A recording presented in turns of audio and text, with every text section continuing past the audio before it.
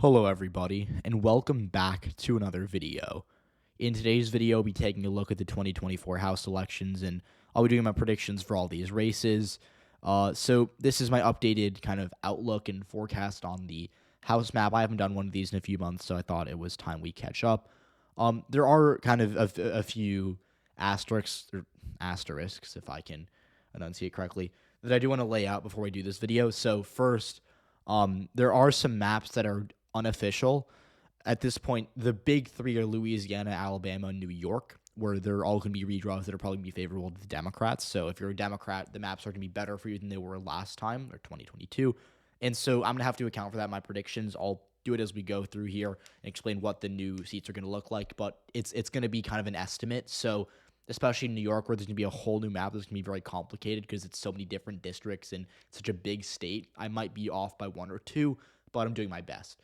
And then there are states that are kind of more 50-50, like Wisconsin, where we might see a redraw if the state Supreme Court rules that the maps are unconstitutional.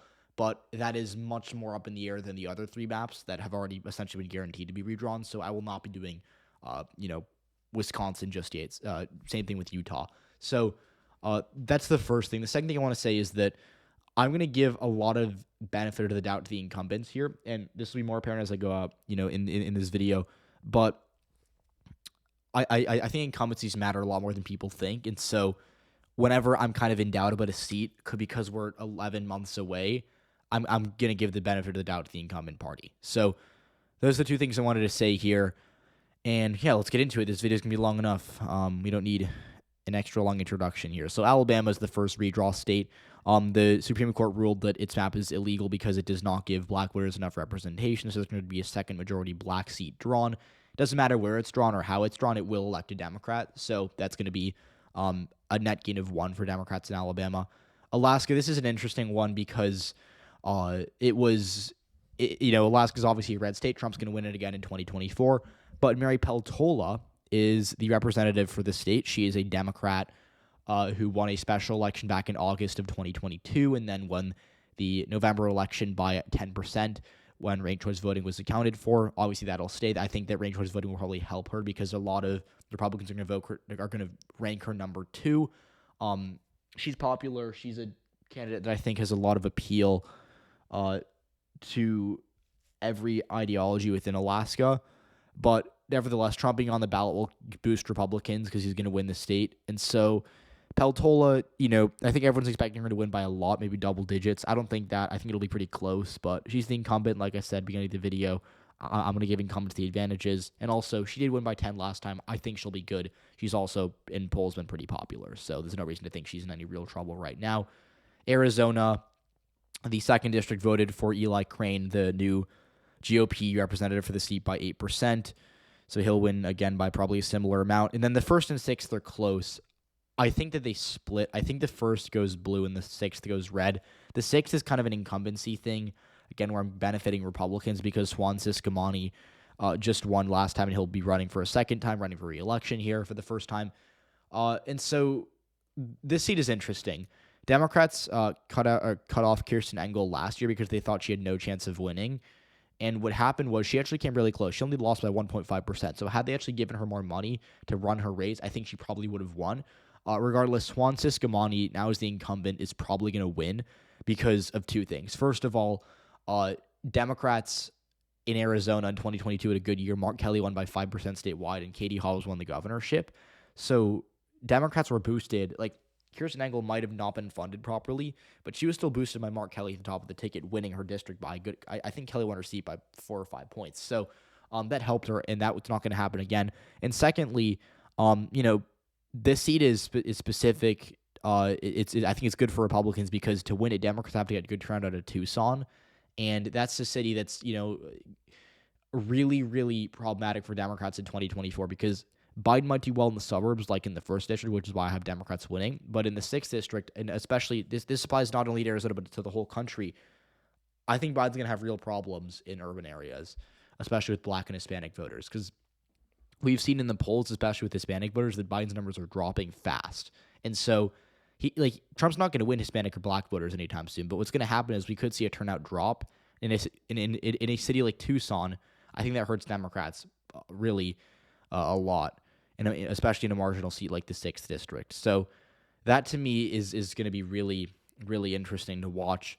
And then the 1st district, I think, votes for Jevin Hodge, who's running again. He only lost by 1% in 2022, and like Kirsten Engel, he was not funded properly. The difference is the 1st district is left trending, and Biden won it by more, and he'll probably win it by more again.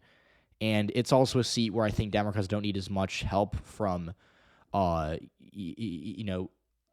trends in general, because the 1st district's already trending blue, and that isn't really like that. That's going to continue because it's just so suburban and educated. The 6th district is a lot more iffy, and I think Democrats could really be a lot less lucky there, if that makes sense. So, they're similar. I think they could both go red. They could both go blue. That's why they're toss-up seats. But if I had to guess, I think the 1st is just a bit better for Democrats.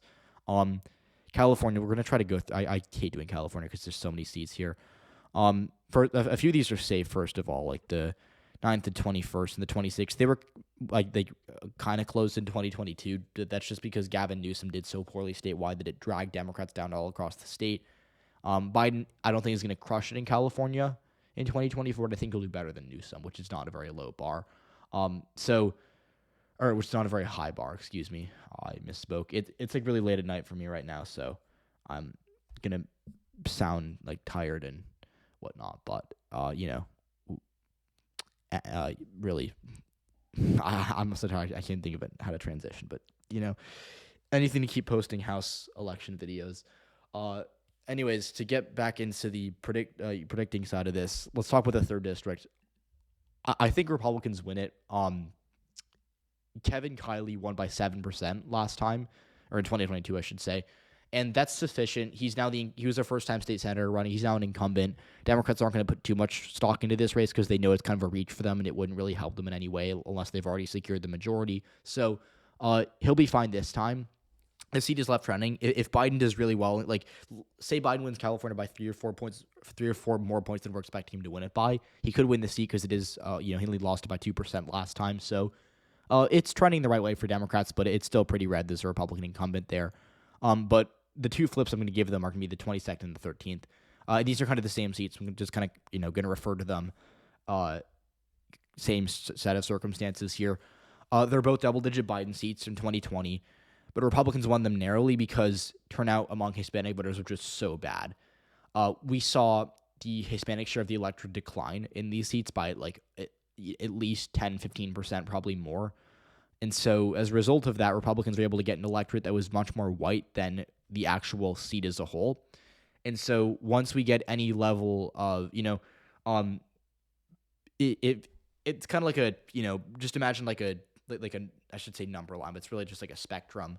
And on one end, you have the red 2022 results, then you have the blue 2020 results.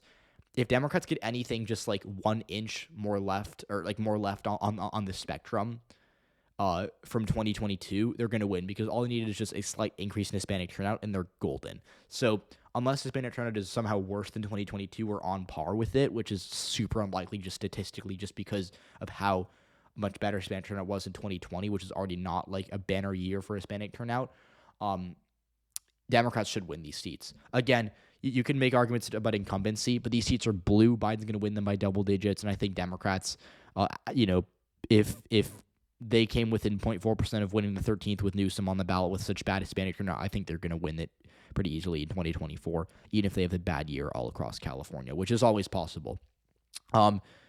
The 45th district with Michelle Steele, she's the incumbent there. I'll give her the advantage. Biden won it by 6, but it did trend right in 2020, so I'm a little cautious there. And then the 41st, this seat's a little closer. Will Rollins did a good job in 2022. He wasn't really funded well, but he came within 4.5 points of beating Ken Calvert. So this seat could definitely be interesting, and I would probably watch it just because I think Democrats are going to invest in beating Ken Calvert because he is not that great of an incumbent. Regardless, Biden, I think, loses this seat narrowly. And I think Calvert, just as a down-ballot Republican, outruns Trump and wins by like 1 or 2 points. And then the 47th and 49th, I think Levin wins by 7 or 8. And then I think Porter's seat, because it's an open seat, is probably closer, but I don't think Democrats will have a problem here. But easily the best state in California to watch for is the 27th. This seat is, North LA, it's pretty Democratic presidentially. Biden won it by 12, but the problem for Democrats here is that Mike Garcia is somehow putting up, really good performances every year. In 2022, he won by 6.5 right here. So, will he win again? I don't know for sure.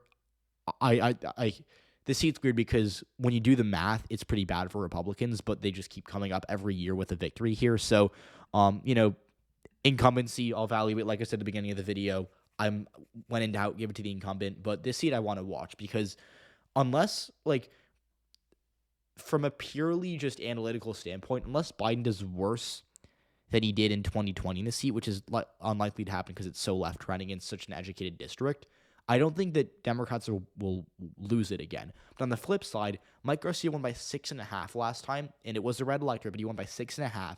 And Democrats, I think, are going to have a lot of problems, really convincing their national party to invest here because they have a lot of seats that I think they're going to feel better about come 2024.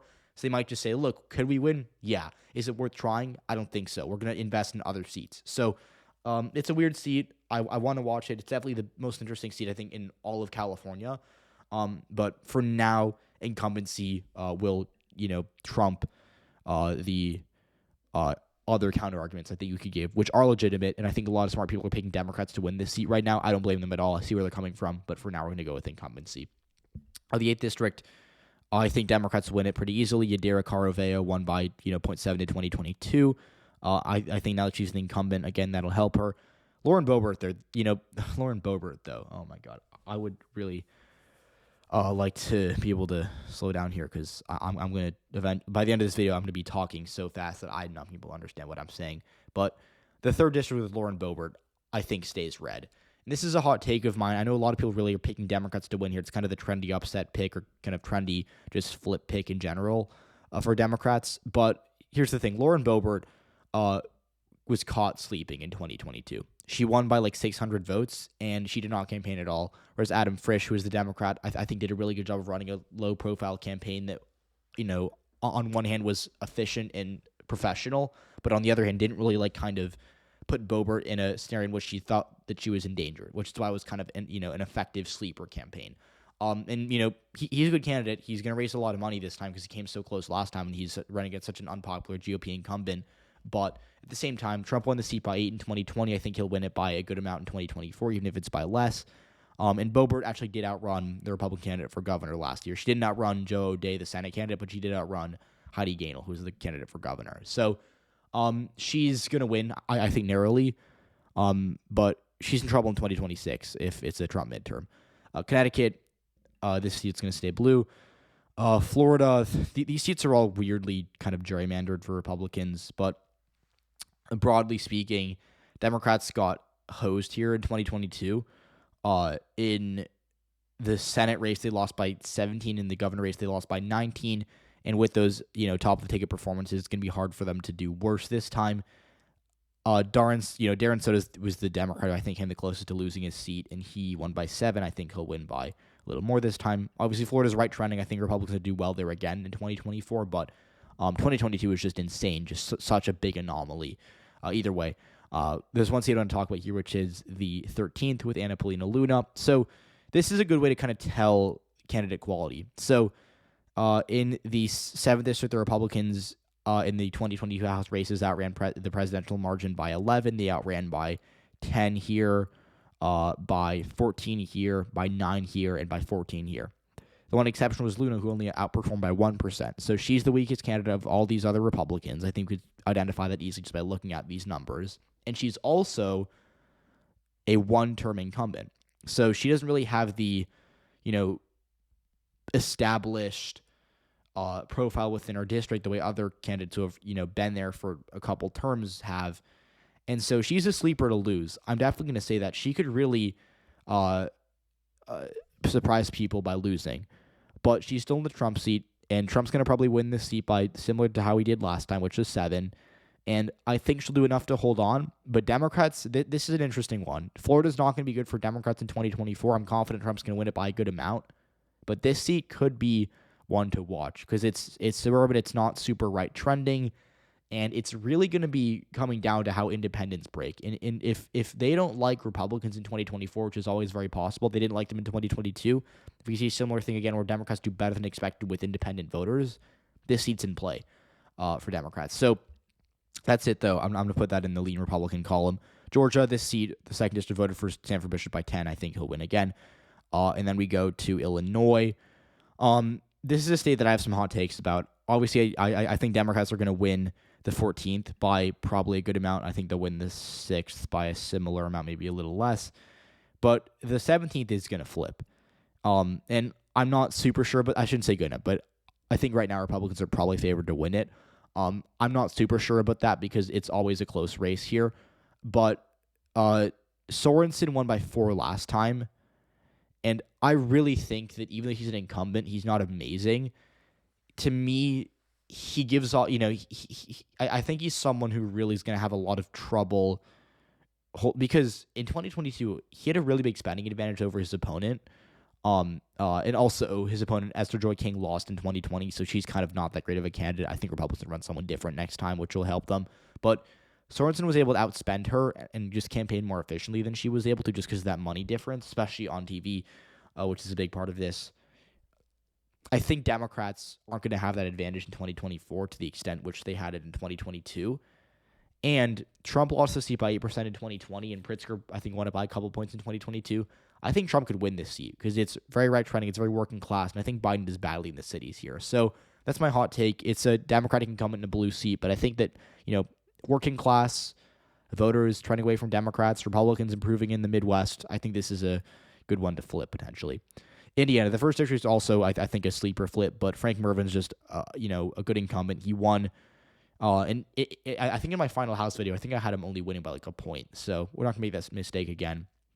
I think this time I'll give him a little more respect. I think he wins by 3 or 4. So that's what I'll say. Iowa, these 2 seats here are going to be red.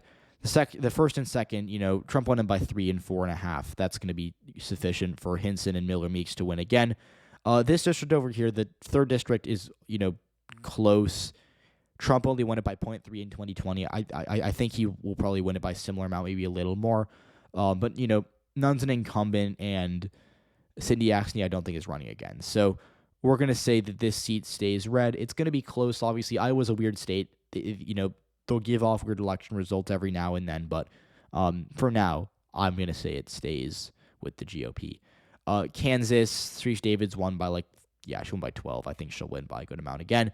And then Kentucky, nothing going on there. Louisiana, this is another redraw state. Democrats, I think, are going to do actually, let's see. Oh, it's Graves. Yeah. So it's likely Graves is going to get drawn out and not Letlow. I think that the way it's going to work is they're just going to pick which incumbent they want to screw over by drawing them into a blue district. I think it's going to be Garrett Graves and not Julia Letlow.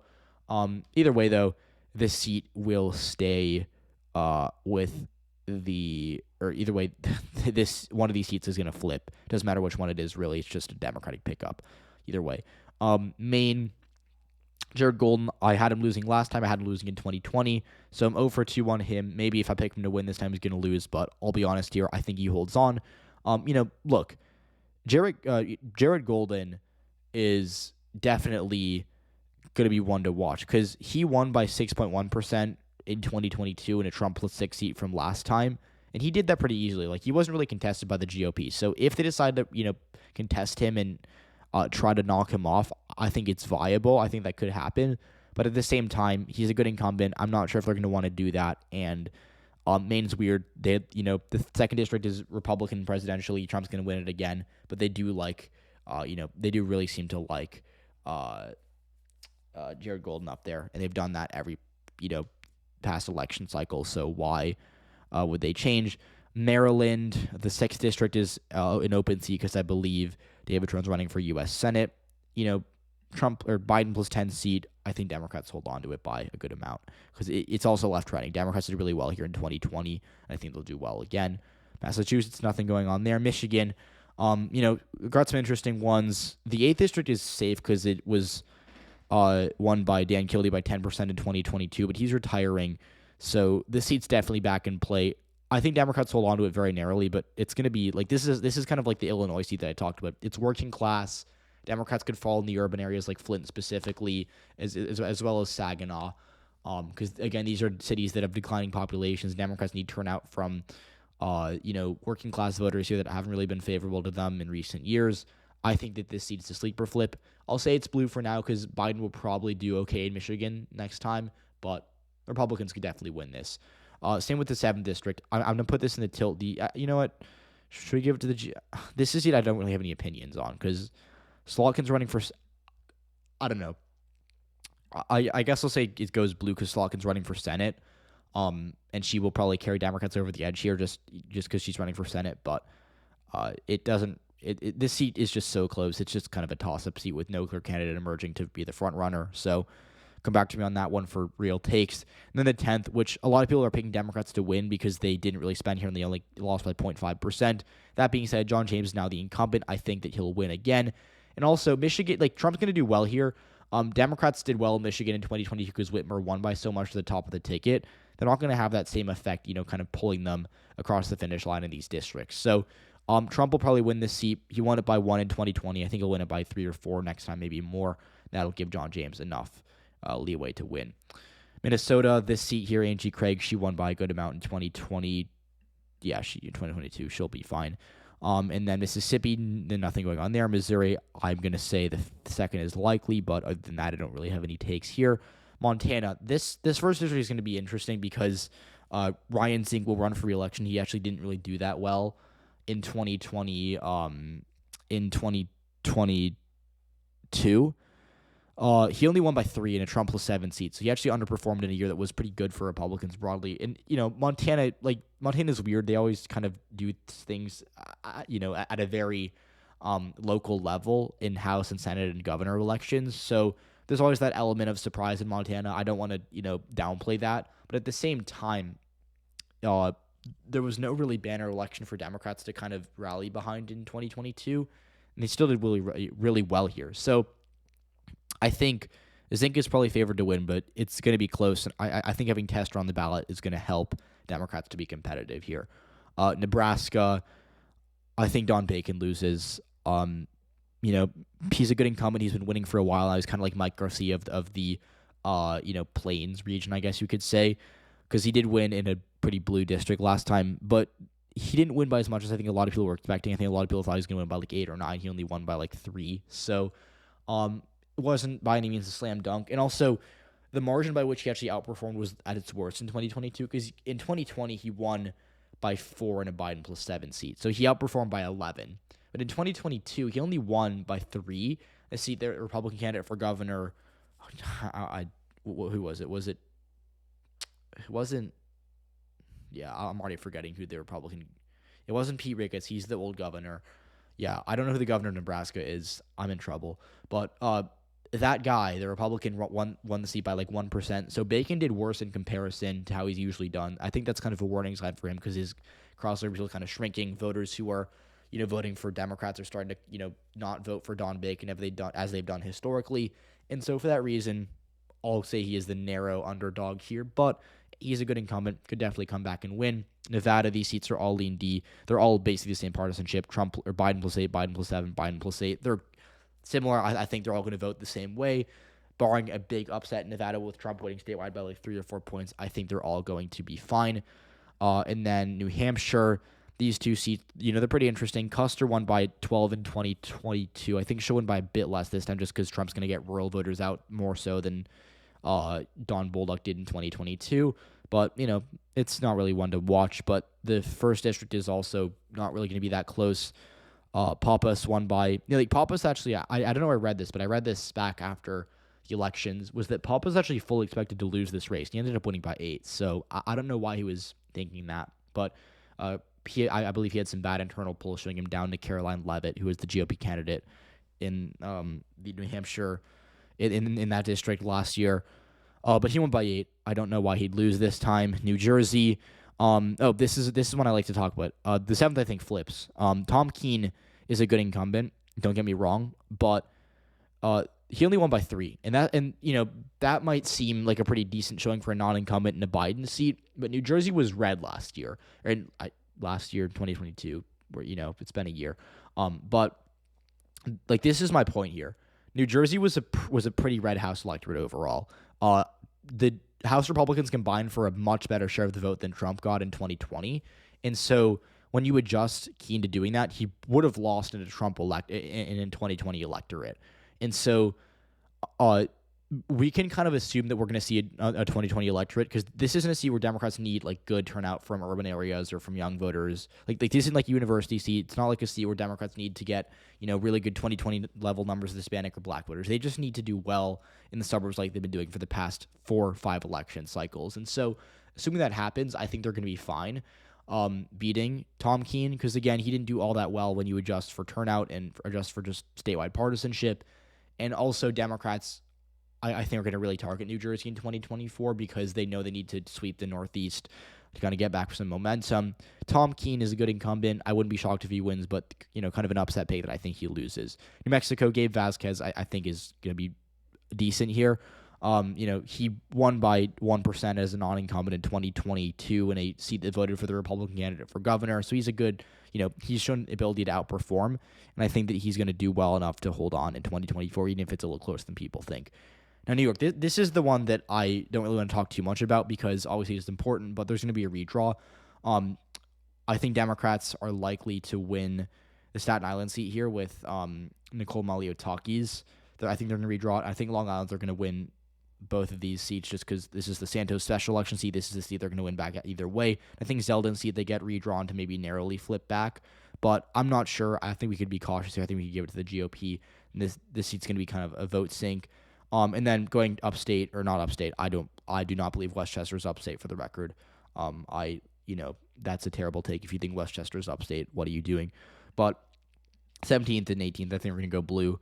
They're going to be redrawn to get blue either way, and Democrats already hold the 18th. I think they're going to win the 17th no matter what. This is a Biden plus 10 seat as it is. They're going to make it 2% bluer, and I think Democrats will be good to go there.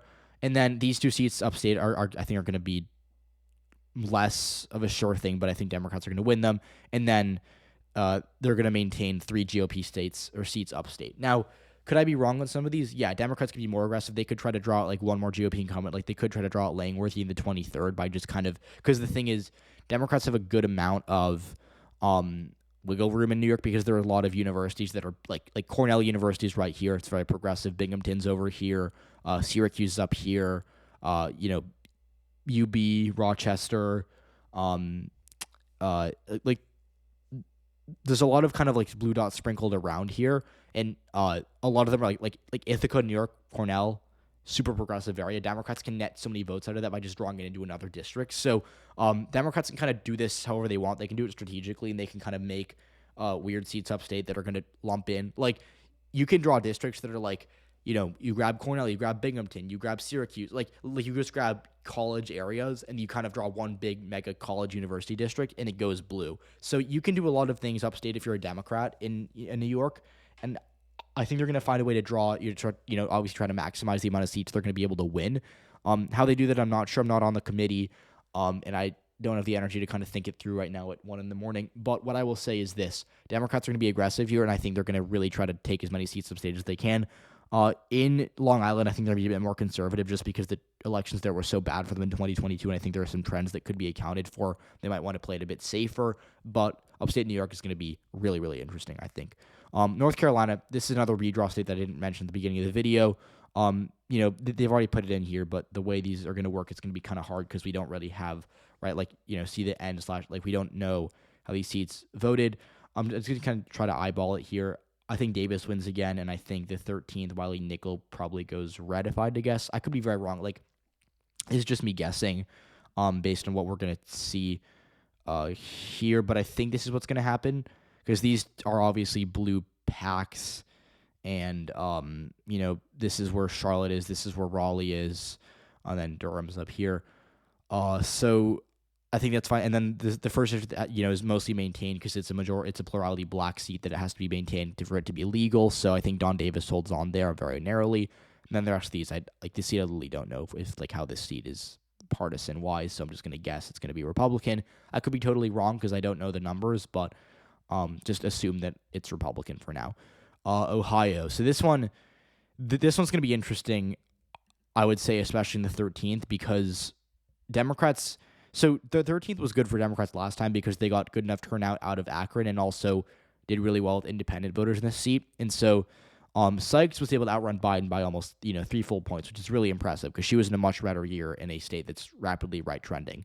But if Democrats see a bad turnout in Akron, if they struggle with independent voters like they have done in Ohio historically, they could lose. So it's lean for now, but it's kind of a sleeper Republican win back, or a seat that I think Republicans could win back. Kind of like, maybe in a more,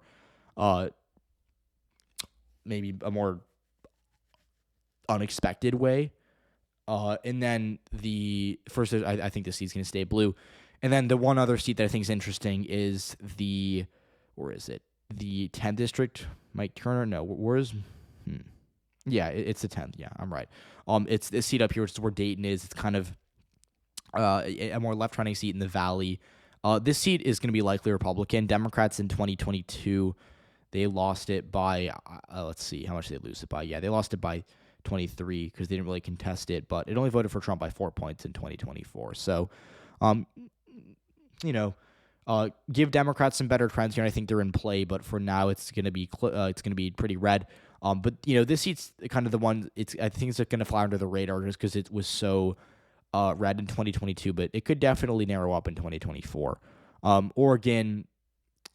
These seats are all kind of weird. The 4th and the 6th, which both voted for Biden by 13, I think are going to stay blue. They have Democratic incumbents. The 5th is really close with Chavez de Raymer. The seat is really, this is probably one of my least favorite districts in the entire country. It's just drawn so badly because you take in, it's a Democratic gerrymander, obviously, and both parties gerrymander. You don't need me to tell you that. But it takes in the more affluent, liberal Portland suburbs, and it then draws the, more progressive Bend, which is not a very well known. It's a city with, I want to say 100,000 in the middle of the state. It's somewhere over here. And Bend is really weird because it was bad in turnout in 2022. And I know this because Democrats were supposed to win this seat. This was a gerrymander. They were supposed to draw themselves an extra seat here, and they ended up losing it by 2%. So, seat voted for Biden by 9. He'll probably win it again by a good amount, and it is left trending because of the Portland suburbs.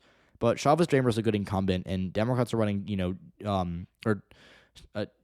candidate who lost for Democrats in 2022 is running again. So that looks like kind of a repeat. For now, I'm going to stick with the incumbent, benefit of the doubt, like I said at the beginning of the video, which feels very long ago by now because I've been talking for half an hour straight. We're trying to end this as soon as we can. Just kidding. But in all seriousness, this seat is close, and I would definitely say that Democrats, right, it's drawn weirdly. Democrats kind of got stunned here in 2022, and Biden will win it by a good amount, but incumbency and just kind of the fact that Democrats don't really have a good candidate to pick up and, reset, I think Republicans hold on to it. Pennsylvania, we're going to give the 17th to the Democrats again. It won't be that close, I don't think. Chris Deluzio he won by 7 in 2022. I think he'll win by a similar amount, maybe a little less. But we'll be able to put in the likely column. It's also a left trending seat. And then the first, where there is a primary challenge to Brian Fitzpatrick, which isn't super credible, but I think if Fitzpatrick loses the primary to his more right wing challenger, the seat is probably lean D. But we're gonna keep it in likely R for now. And then the 7th and the 8th. I think they both stay blue, but it's going to be close because these seats are so weird. The 7th was expected to go. This was one of the most unexpected results from me on the election in 2022 was Susan Wild winning because she was supposed to lose by a good amount and she ended up winning by half a point. So she could win again. She could also lose and come back down to earth. Either way, I think this seat incumbency keeps both these blue. And then the really interesting one is the 10th, because the 10th is really left trending, pretty left trending. And in 2022, Democrats didn't really do that badly here because they didn't really contest it that much. And they still came within 8 points of beating Scott Perry. But again, you have to remember, Democrats, Biden only lost the seat by 4%, and it's left trending. Josh Shapiro won it. Fetterman came within a few points of winning it as well. And Cumberland County, Dauphin County, these are areas where Democrats have been doing really well as of late, and Biden could do well in this part of Pennsylvania. He might not do great in Scranton, he might not do great in Philly, but he might do well here. And I think for that reason, this is a sleeper. So it's lean Republican, but this is kind of like the Florida 13 district that I think people are really sleeping on. People don't talk about it at all. It's definitely up there. So that's Pennsylvania, South Carolina, Tennessee. I think there's nothing there, although the seat will probably narrow up in margin. Just wanted to point that out. Then Texas. Texas is going to be pretty good for Republicans, broadly speaking. Obviously, the 34th is, I think, the most interesting with Vicente Gonzalez, who won by 8.5 in 2022. This seat's very right trending, and Myra Flores is running again, so Republicans do have a good candidate there. But I'll say it stays blue. Same with the 15th district, which was pretty good for Republicans in 2022. They won it by 8.5, and that could actually narrow up if Democrats, contest. Because in 2022, Democrats didn't really give or their opponent or their candidate Michelle Vallejo any money. I think she's actually running again, so that will be interesting to see if they actually fund her this time. I don't think they will. But either way, it's a very right trending seat. It's in the Rio Grande Valley. It's super it's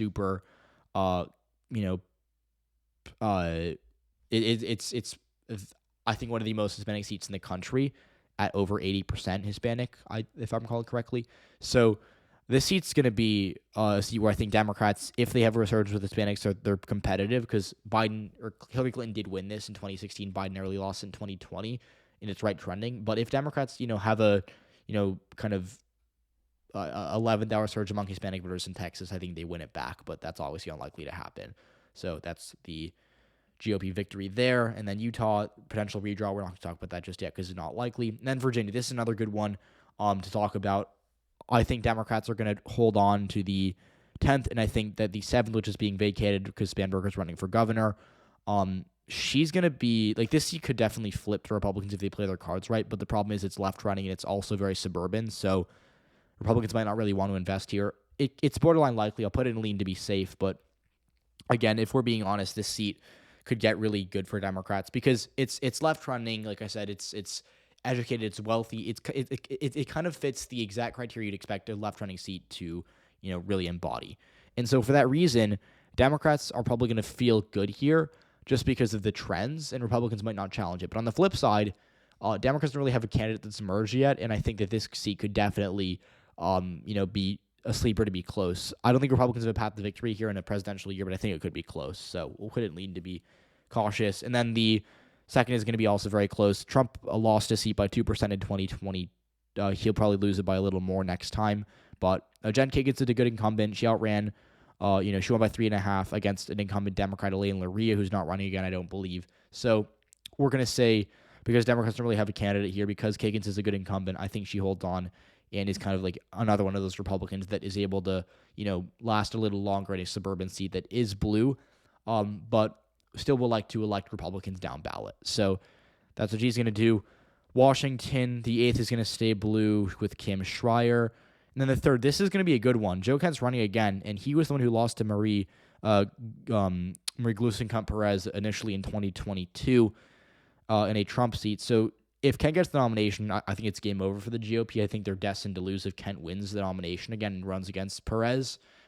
If it's not Kent, it's kind of a pure toss-up. But for now, we're going to say Perez wins. She's a good incumbent. She's done a really good job of, staying moderate, staying, appealing to Republican voters in her, redder leaning seat. Having Trump on the ballot is going to hurt her because he's going to win the seat by a couple of points and it'll boost Republican turnout in the rural areas. But regardless, because Kent lost her in 2022, no reason to think he'd beat her as a when she's now the incumbent in a rematch. So, we're just going to say it stays blue.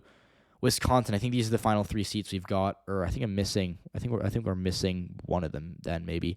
But either way, Wisconsin, I think there could be a redraw here, but I'm not going to get into that yet. If it stays the way it is, Republicans win both these seats because obviously they both won by decent amounts in 2022. Derek Van Orden only won by 4%, but it's a right trending seat, and I think Trump's going to carry the seat by a good amount. Like Trump won it by 5 in 2020. I think he'll win it by 8 or 9 in 2024. It's a working class district that I think Republicans are going to do well in, so it'll probably stay red. Now, I've somehow missed a seat somewhere, and it's Rhode Island's that's going to stay blue. Seth Magaziner won by 4%, and it's actually, we'll say likely because the seat was a Biden plus 14 seat in 2020.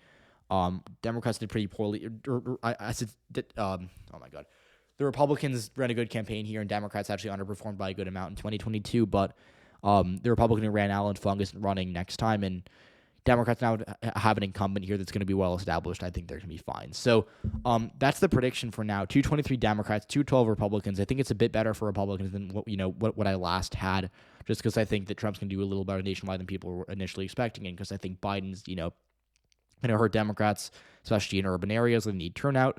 But regardless, we're going to have to wait and see. As I always say, House races are really the ones that come down to the last minute because they're always so close and they're always so unknown. Most people don't really know a lot about their representative or who's running for House until the last minute. So for that reason, we're going to say the House is leaning towards Democrats, but still going to be very close. So thank you so much for watching. Let me know what you think in the comments. Let me know what your prediction is, and I'll see you all in the next one.